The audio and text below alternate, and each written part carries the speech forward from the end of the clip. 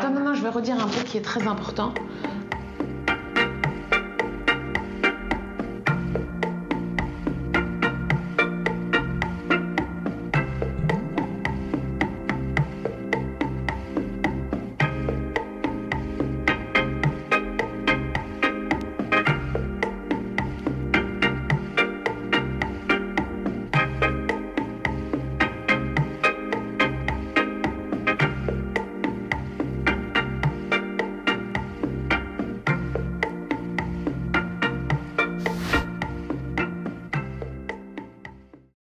J'ai un parcours où je ne me suis pas vraiment dit qu'est-ce que je veux faire comme métier. Je me suis plutôt dit qu'est-ce que j'ai envie de faire dans la vie, qu'est-ce que j'ai envie d'être. Et justement, suite à mon premier voyage en Inde, j'ai installé plusieurs pompes à eau et je me suis dit c'est pas suffisant. Pour réduire la pauvreté, il faut le faire à grande échelle. Et c'est là que je me suis tournée vers le business. Avant, j'ai eu une formation en géopolitique. Et je me suis rendu compte que quand les bourses s'enrhument, les gouvernements tombent, et que si on voulait changer les choses, il fallait avoir une approche plutôt business. Donc j'ai eu l'audace de réorienter mon parcours. J'ai fait HEC, le master notamment spécialisé en développement durable, avec l'optique de réduire, comme je pouvais, la pauvreté à une échelle de plus en plus importante, trouver des modèles qui pouvaient se répliquer. Moi, mon ambition, et c'est ce que j'ai trouvé à la Fondation AQO, c'est que la philanthropie se fasse de la philanthropie. Idéalement, j'aimerais que mon métier n'existe plus justement et qu'on réussisse à implémenter des solutions qui soient pérennes et qui puissent se répliquer un petit peu sans l'intervention de la générosité. Et comme souvent dans la vie, la Fondation AQO, c'est l'histoire d'une rencontre. Donc j'ai rencontré le président fondateur d'AQO Énergie, qui est aussi le président de la Fondation AQO, et on était d'accord sur la même vision de la fondation. On a une vision, bien sûr philanthrope, on lève des fonds pour porter nos projets, on est aussi soutenu par AQO Énergie et, comme j'ai dit, tous les ingénieurs, avec une approche très venture philanthropie. C'est-à-dire qu'on a vraiment une approche business dans la fondation. On fait des dons, bien entendu, quand il n'y a pas de business model à créer, mais on essaye d'avoir une orientation très soutien aux entrepreneurs sociaux. La Fondation, qu'est-ce que c'est à l'origine? La Fondation, c'est donner les moyens au plus grand nombre d'avoir accès aux talents d'AQO Énergie.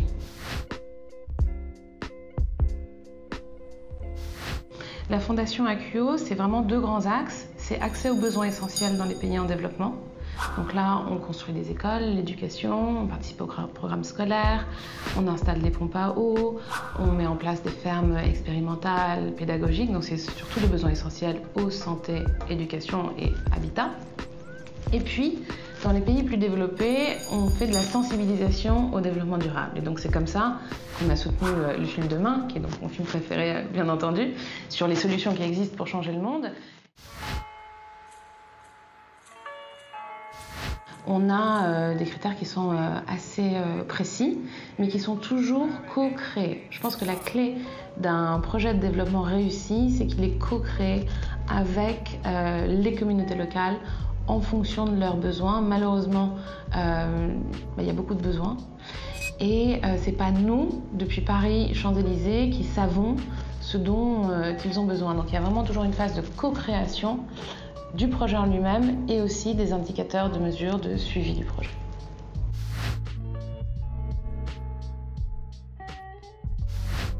Alors, donc comme je dis, c'est accès aux besoins essentiels. Donc on construit des écoles. On a reconstruit une école bioclimatique au Maroc. On construit en ce moment même une école bioclimatique, mais différemment, parce que bioclimatique par définition s'approvisionne en local à Madagascar. On installe des pompes à eau. On est en train d'installer 25 pompes à eau manuelles au Timor occidental pour les réfugiés de l'indépendance indonésienne et Timor orientale. On installe aussi une pompe à eau au Maroc.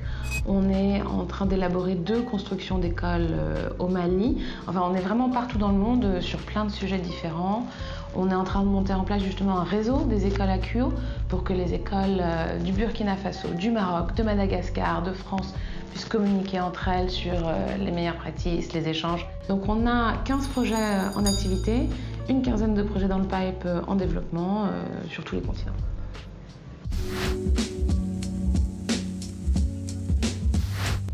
Alors, quels sont les résultats? Alors, ça dépend vraiment de quel type de projet on parle. Pour les projets d'accès aux besoins essentiels, bien entendu, ça leur apporte de l'eau, de la nourriture, des compétences. Mais ce qu'on a pu mesurer, par exemple, c'est que comme on fait toujours les projets avec les communautés locales, on a toujours des transferts de compétences qui sont assez intéressants. Donc quand par exemple on reconstruit une école, on voit qu'on a en moyenne 2, 3, 4 locaux qui deviennent eux-mêmes maçons en bioclimatique. Dans les écoles, en France par exemple, dans le programme Permacollège, on a pu noter des vrais changements de comportement, d'abord des prises de conscience, que les jeunes se rendent compte qu'ils ont le pouvoir aussi, parce que c'est le cas.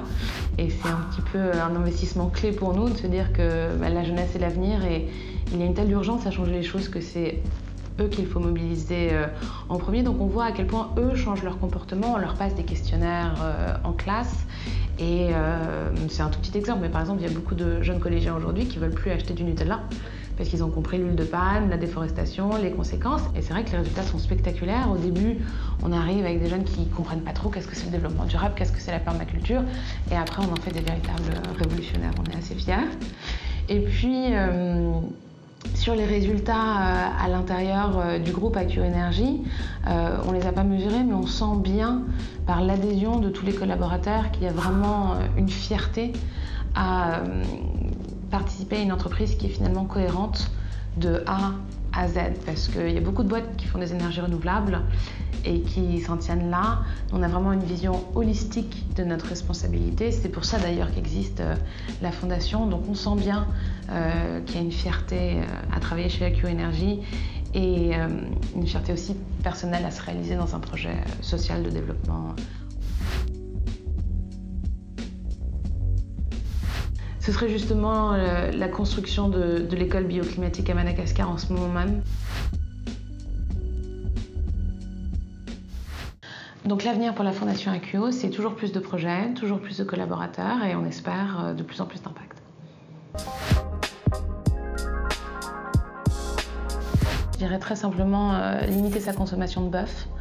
Ça paraît anecdotique, mais c'est une industrie qui a un impact carbone des plus importants, dont on ne parle pas vraiment. Je vous invite à regarder le documentaire Cowspiracy, d'ailleurs.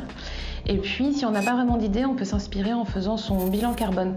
Il y a plein de sites internet, notamment un site qui a été fait avec l'ADEME et la Fondation Nicolas Hulot, où on mesure soi-même son bilan carbone et en le mesurant, on se rend compte de nos comportements et là, ça peut donner des clés pour se dire tiens, je peux faire un petit effort là-dessus, un petit effort sur ça. Donc ça me paraît un bon point de départ. Mais pour ceux qui ont envie d'entreprendre et qui ne savent pas comment, moi je recommande vivement les MOOC de Acumen. Acumen, c'est A-C-U-M-E-N. C'est Jacqueline Novogratz qui, il y a 15 ans, s'est dit le monde tourne pas rond, un petit peu comme nous tous. Je vais faire le lien entre le monde développé et le monde en développement par la banque, parce que c'est ce qu'elle savait faire. Et elle a monté un fonds d'investissement socialement responsable. Comme tous les entrepreneurs, comme tous les visionnaires, elle a été prise pour une folle. Aujourd'hui, c'est une leader d'opinion et elle met à disposition gratuitement des MOOC sur l'entrepreneuriat social, dans le marketing, même trouver son inspiration, comment construire justement les KPI, enfin c'est très varié, c'est gratuit, c'est en ligne et